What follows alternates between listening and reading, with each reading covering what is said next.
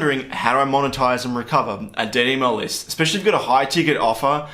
This video is gonna be right up your alley. And if you're wondering how do I structure a good case study video, take notes of how I do this. And if you're a prospective client who's wondering, is Jules full of shit? Does he know what he's talking about?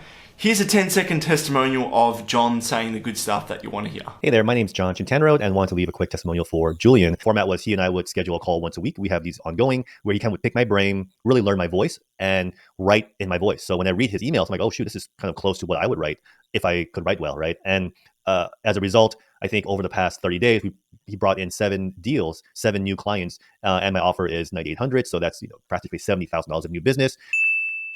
Let's jump on my computer. I'm going to show you this case study video. Oh wait, this is my editing software. I'm going to be showing you this case study here. Enough fooling around. Let's get into the computer and get into the case study. Over to me. Cool. All right. So just for a bit of context, when me and Andrew were talking about this, I said, can I kill 2 birds with one stone and record this as a case study so I can use it for myself and still present it to you? He's like, yeah, sure. Why not? So, there might be some things I might say in this that are redundant, being like, click the button below or something like that. So just bear with me. Cool. All right. So I want to make this as interesting and fun as possible because I know email might seem boring or like maybe you've heard stories like it's dead. And it's definitely not.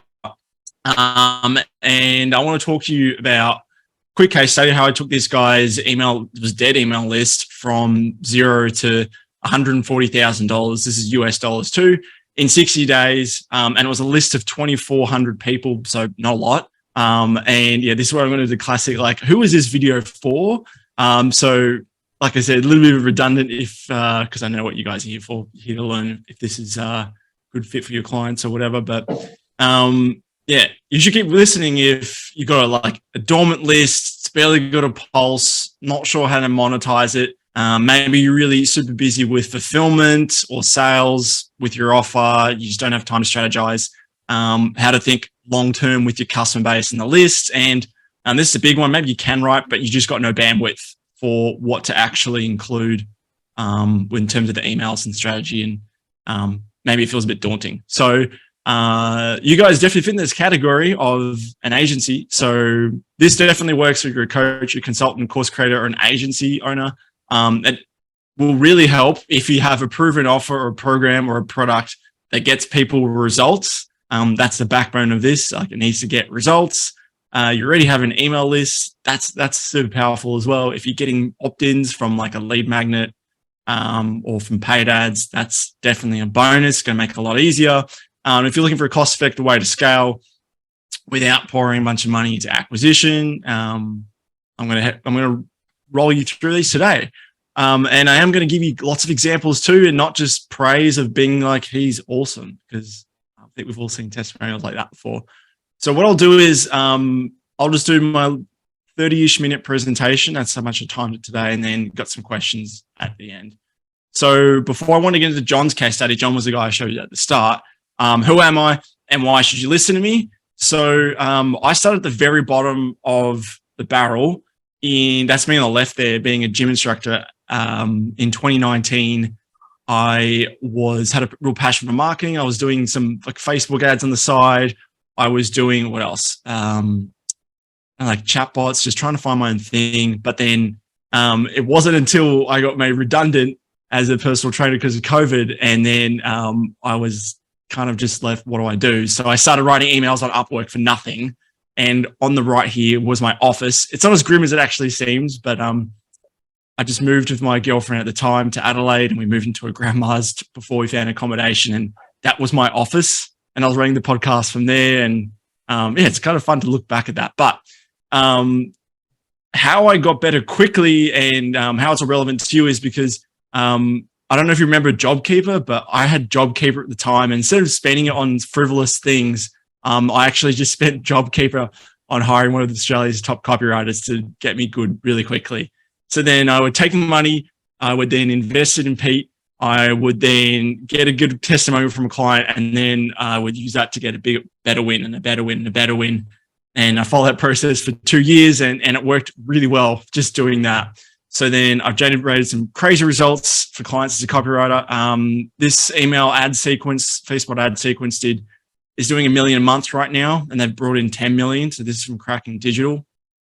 Done 247K launch with Colin Boyd, and took his EPL, which is earnings per lead, from $65 to $90 on his launch for his course. And then this is my first ever launch with Rebecca Davis, and we booked in 26 calls. She closed 20 of them. It was a 6-figure launch. So that was a bit of a buzz, being my first big launch. I won't have to go through that. So yeah, that's like my quick credentials. And the reason why should you continue watching and consider taking your email list seriously? Because I think it's like a massive untapped potential. So I found some cool stats here on the internet. Over here on the left is 64% of sales professionals who cross-sell say email follow-up is the most effective sales strategy, and that 80% of sales require 5 follow-up calls. So yeah, and this is where it leads into my next interesting sort of little stat here, because I know people love acquisition. So you guys are in the job of acquisition as well, like paid ads, PPC. The problem is that there's like 3 to 10% of people who are actually ready to hand money right then and there, and the rest are not ready. So they require nurturing. They need to be told it's okay. Like, I know you've been burnt before, and this is the big opportunity with email. And I'm going to go over what I've done with a client as well. So it really works for picking up the low-hanging fruit, but like maybe the 7% at the top here who are almost ready but not quite. And also works super well for 30, 60, 90 days plus to pick up those extra long-term profits when you have the right system. And if you have at least 1,000 people on your list, probably see this gold in this presentation today. Cool. So fun fact, actually, I first switched to managing people's lists as being a fed-up copywriter going project to project. So I wrote, these are Troy and Emily from Agency Mavericks. I wrote them a launch. And then at the end, I didn't want to just go project to project. I said, how about I manage your list? Like, what does that look like? I said, build a relationship, extract as much profit as possible, that sort of thing. And they're like, yeah, sure. I didn't really know what I was doing. I just relied on my copywriting skills to get me through it. Had no automation skills, nothing, anything like that. Then the second list management position came along, and this guy called John, and pretty much just sold John on the idea of list management, even had no idea how to do it. So then I quickly used his money to upskill myself into list management from one of the best list managers in the game right now. His name's Troy Erickson, and I went through his certification, and then this is where it all sort of clicked, and where I think you guys can bring a lot of value to your clients as well. And that's when you combine automations, storytelling, influential writing, and deliverability. Deliverability meaning like it actually lands in the primary tab where people can see it and not in the spam or not in the promotions tab. Because when you get all these right, that's where a lot of cool results are. So this is where I was able to go from 0 to 140K in deals with John. This is his assistant, John. I got super excited because there was 19 green names when Levon, his assistant, sent this to me, but 5 of them were before I got started, so I had to revise. It was only 140,000 deals, but pretty cool. And it was perfect timing that Andrew reached out. I'm like, great, I can make a case study out of this and get a bit of value out of it. So what is the big problem with people's lists right now and email marketing in general, and just common flaws I see when I'm working with new clients? So I don't know if you've seen this type of email. I've just copied and pasted it from, this is what John was doing before. And this is what a lot of people think might be email marketing. It's either send them content to like a blog or a YouTube or something, because reciprocity is persuasion, right? Or let's send them a case study that might convince them that we know what we're doing. And this is what John was doing. He was just, you can see on the left here, it says, meet Jeff, meet Gemma. And the context of this email is, hi, me, problem, it's a little transactional. There's no soul. There's no bonding with the person on the other side. There's no like, I know how you feel because whatever the problem they're going through. And it's reflecting in the data. So when you see on the right-hand side here, this email had 10.95% open, which is really low. So out of his whole contacts, 2,100 there, 233 got this email. I think maybe a couple of people booked in, but wasn't a great email. So this is, I think, what's wrong with people's lists. And it's not their fault because, like I said, you don't have the bandwidth to think what's the strategy, or you just don't know what the strategy is because everyone seems to have their own opinion and it can get confusing looking at a million different things. But what I'm going to show you today is all it requires is the right strategy by nurturing the right way and not being over salesy, and you can get really cool results. And when you warm them up and you land them in the primary tab, which I'll show you some examples towards the end. The reason why I was able to get really good results with John was because we all more than doubled his average open rate. So he was going from 10 to 12%, just going like pitch, like case study, pitch to like more conversational, story type emails that intertwine the personality of the business owner, that bring up an objection, that arouse curiosity. You can just see here, the stop email. I had to refund this guy. Best thing that happened. And this was an awesome email that worked because we told a real story of how we had to refund this guy $10,000 because that was the price of the offer. And John initially was really pissed off about that. But then what he realized was that after he handed that money, his program was very manual and tedious. And in the process, he had to level up and realize I had to take a lot of this stuff out of the way, create some automation.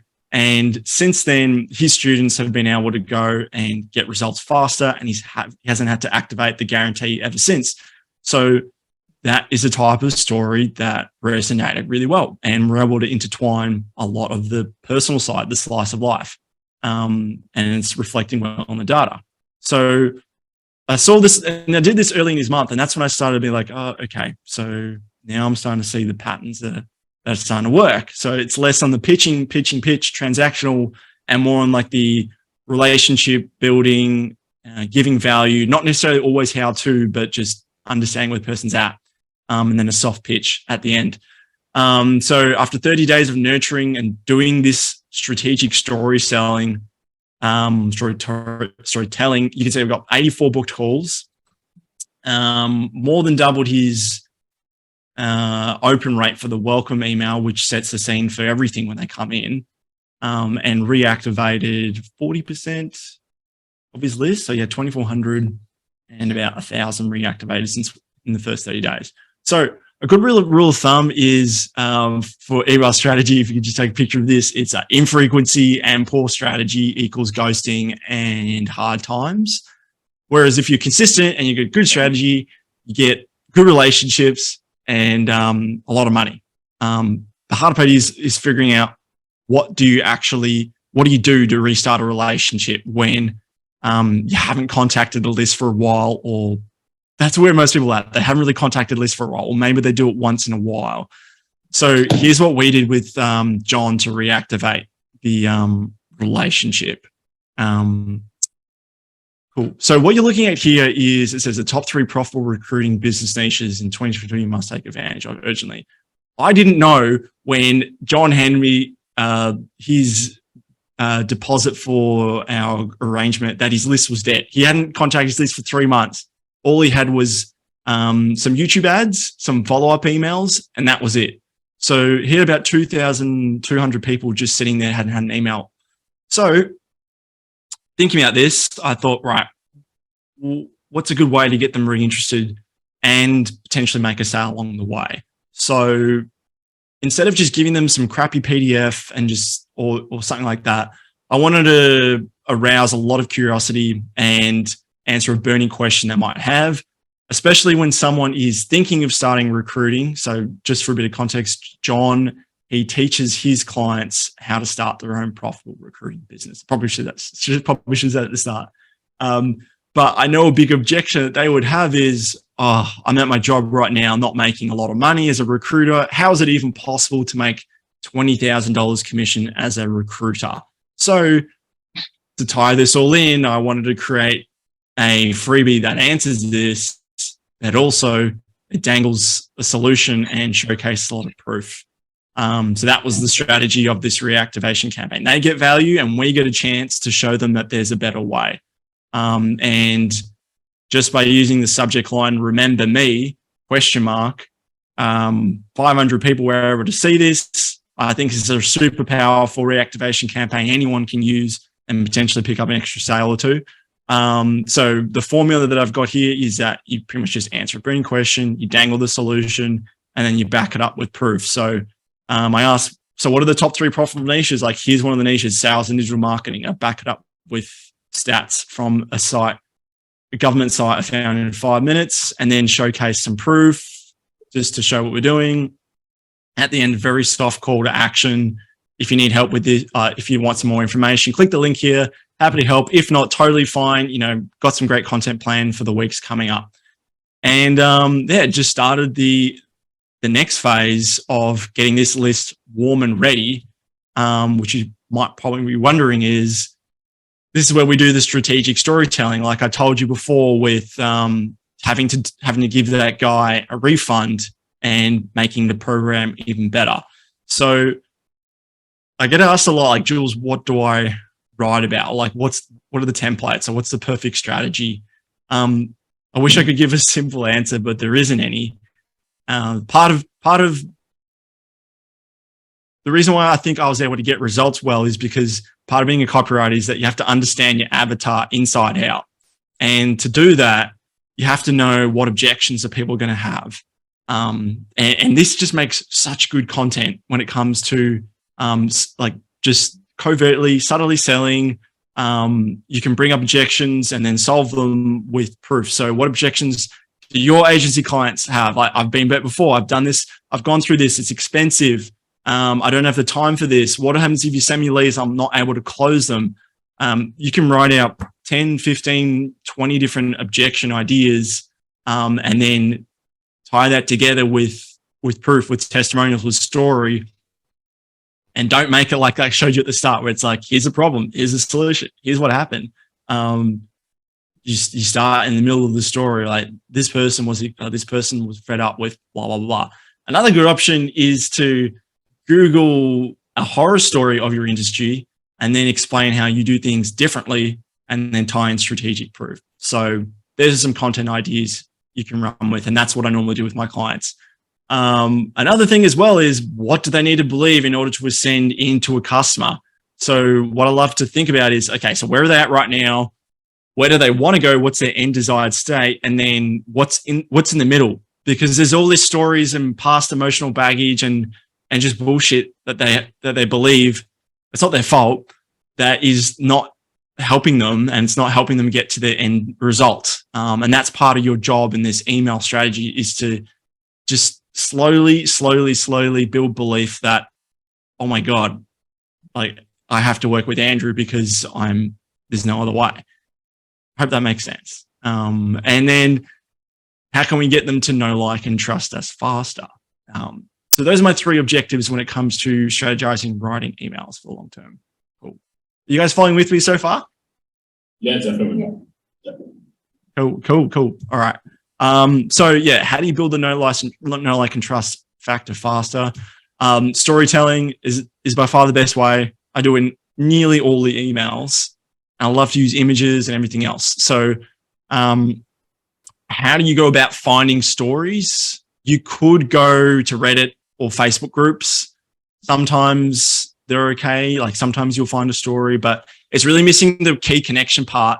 And that's you or your clients as the personality, as the business owner. So what I love doing is sitting. So this is me. Obviously I picked the most happy part of the conversation with Troy. I sit down, have a conversation with them, suck out everything from, what are your values? What are your hobbies? What do you like doing on weekends? Do you have a family? What do you like being about a dad? What do you not like about being a dad? How did you start business? What were some challenges you had along the way? Right there, I've just gotten 7, 8 different email ideas that I can tie into that have a parallel objective with, say, like, oh, and by the way, this is actually kind of relevant with what I offer. And this is kind of bonding stuff that's super, super powerful. I'll show you right here. So yeah, you've seen the result at the top, but down the bottom here is with where you can see email regarding just don't quit, motivation for the weekend. Some of my emails don't even pitch. They're just there to ask them questions, build a relationship, inspire them, to motivate them. And that is depositing into the emotional bank account of the list, which means that when I want to actually withdraw money, like literally, I've got permission to do so because people like us. They know us, they trust us. So there's always a balance between telling stories and selling, and just telling stories to build a relationship with that list. And I think that's the key thing I wanted to want you guys to take away from this. So what you might be wondering as well, what does a great list manager actually do for a business? And I think they're super powerful. Well, the first thing is they pick up low-hanging fruit with automation and good copy.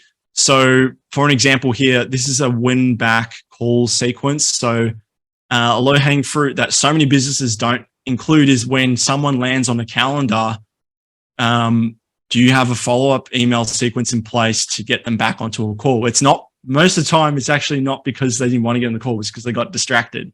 So we got 10 calls, 1 back from this, and John's team roughly closed 1 in 5. He has a 10K offer, so that's 20K just from including this automation sequence with the right copy. Another example is getting people to show up to sales calls. So it's one thing to just let someone book in a call, but are we making them feel safe? Are we making them excited? Do we want them to show up on a call? Unfortunately, I don't have the stats to bring to this one, but we're able to bring up from Agency Mavericks on my other clients from 40 to 67% just by having a good show up email sequence that dangled the community. It said, look, we didn't say we're the best community. It said, like, here are all the cool places we get to go as a community. So there's just some ideas with getting using automation and good copy. Something else the list managers should be able to do is flood your calendar with book calls and sales by building a relationship with the list. So by telling stories, by communicating with the list, not always pitching in every single email, that's a sign of a good list manager. And they also remove a lot of bandwidth from your headspace. So ideally, you don't want to have to be checking in on them all the time. Like getting this info from one of my clients, Troy, he said, the thing I like about you, Jules, is I just don't have to think. It's like you own the list and then it's done, basically. So ideally, you don't want someone who's always having to ask for permission, like sure at the start, but to really let them in their own space. Yeah, they should just get in there, know exactly what to do, just ask for you for some stuff and then get busy. And probably the most valuable thing most people overlook is the relationship you build with your list as a list manager. So the list is your asset, basically, and the more you put in, the more you get out. It's yours to keep for years to come. You're not at the mercy of slaps of Google slaps or algorithm changes. And ideally, we want to be creating raving fans in the process. So this is an example of one person, what's called a love letter, where they've gotten really involved with the question. The question was, what movie have you recently watched? And they went full in depth, telling us all about their life. And the more we can create these sort of people inside of our list and actually create a relationship with them, yeah, that's a valuable asset to have rather than just focusing on acquisition. Cool. And I thought I might wrap this up with list managers you should avoid, especially if you like losing money, is if they don't understand the principles of direct response copywriting. So what do I mean by that? Well, it might not be a good idea if you're looking to hire someone who is just really good at emails itself. So if you decide to say like outsource this to like a $10 an hour email writer in the Philippines or whatever else, It makes a lot of sense if someone understands how a customer goes from ad, landing page, sales letter or video sales letter to email and the follow-up after that, because it makes everything congruent, because you know exactly where the customer is at the start, where they're going, and just understanding that funnel is pretty key. Someone who's not able to intertwine personality into and making the writing relatable, like I mentioned before, the relationship, super key. And the third thing, and this is a cool thing I want to show you, is that someone who doesn't know how to get their clients' emails out of the primary tab. So like I mentioned before, here is the Gmail promotions tab where a lot of emails land. So you can see Flight Centre's there, JD Road is there, Audible from Amazon is even there, Australian Marketing Institute. And as you can see, they've got a very promotional last chance conversion optimization. I don't have the stats, but who here actually checks their promotion tabs for email? Like, I don't think a lot of us do. It's where they all go die. So I spent a shitload of money learning how to understand how to get them into the primary tab ethically, above board, conventionally with Google. Because I'm doing this case study here, I thought I might do a dramatic demonstration on camera. This is me doing it the other day with a client. I don't know if you hear the sound, but let's just get it up.